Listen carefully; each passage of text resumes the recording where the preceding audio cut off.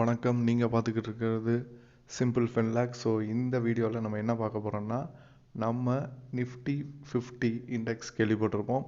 So Nifty next 50 index அப்படின்னு ஒன்று இருக்குது. ஸோ அது பார்த்திங்கன்னா டாப் 50 கம்பெனிலேருந்து 51லேருந்து 100 கம்பெனிஸ் வரைக்கும். ஸோ அதுவும் ஒரு மியூச்சுவல் ஃபண்டாக இருக்குது. நிறையா கம்பெனிஸ் ஆஃபர் பண்ணுறாங்க. ஸோ அதில் நம்ம இன்வெஸ்ட் பண்ணலாமா அப்படிங்கிறது தான். ஏன்னா நான் இதில் பண்ண மாட்டேன். ஏன், அதுக்கான காரணங்கள் அதை தான் இப்போ சொல்ல போகிறேன்.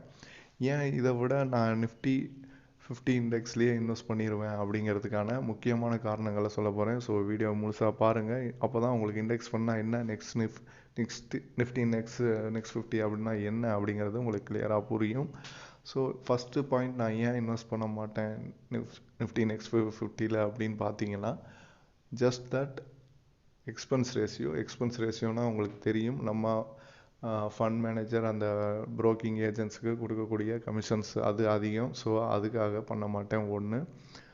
ரெண்டாவது பாயிண்ட் பார்த்தீங்கன்னா, நிஃப்டி 50யை விட நிஃப்டி நெக்ஸ்ட் 50ல் நம்மளுக்கு ரிஸ்க்கு ரொம்ப அதிகம். ஸோ ரிஸ்க் எடுக்கிற அளவுக்கு அதில் ரிட்டர்ன்ஸ் வருதான்னு கேட்டிங்கன்னா அந்த அளவுக்கு இல்லை.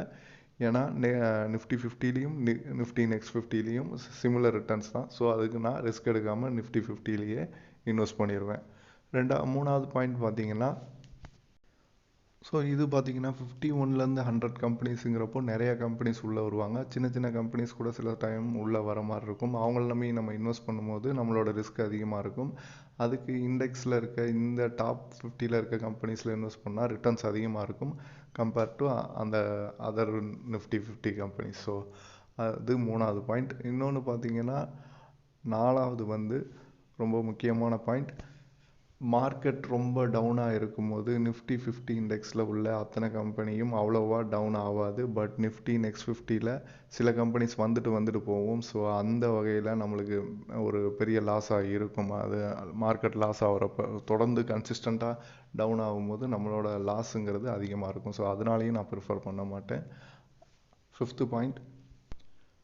நெக்ஸ்ட் பாயிண்ட் என்னென்னு பார்த்தீங்கன்னா, முக்கியமாக நிஃப்டி நெக்ஸ்ட் 50 இண்டெக்ஸில் டாப் 50ல் இல்லாத கம்பெனி, டாப் 50ல் நல்லா பர்ஃபார்ம் பண்ணாத கம்பெனி தான் 51லேருந்து 100க்குள்ளே வரும். ஸோ ரிஜெக்டட் கம்பெனி தான் அது.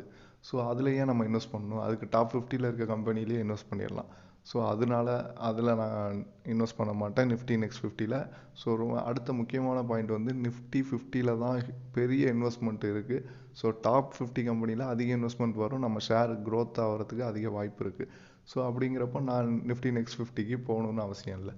ஸோ ரிஸ்க்கு கம்மியாக ஒரு சேஃபான இன்வெஸ்ட்மெண்ட்னா நிஃப்டி 50 இண்டெக்ஸ் தான். ஸோ அதுவும் யூடிஐ மியூச்சுவல் ஃபண்ட் நிஃப்டி 50 இண்டெக்ஸில் இன்வெஸ்ட் பண்ணிங்கன்னா ஒரு நல்ல ரிட்டர்ன்ஸ் கிடைக்கும் லாங் டேர்மில். ஸோ ரிஸ்க் ரொம்பவே கம்மி. இது என்னோடய சஜஷன். உங்களோட நாலேஜை யூஸ் பண்ணி நீங்கள் கரெக்டான ஒரு மியூச்சுவல் ஃபண்டை செலக்ட் பண்ணி இன்வெஸ்ட் பண்ணுங்கள். நல்ல ஒரு ப்ராஃபிட்டை நீங்களும் எடுக்கணும் அப்படின்னு நினச்சி தான் நம்ம இந்த வீடியோ பண்ணுறோம். So mutual funds and share market என்ன டவுட்ஸ் இருந்தாலும் நீங்கள் கமெண்ட்டில் சொல்லுங்கள். அதை பற்றியும் நம்ம வீடியோ போடலாம்.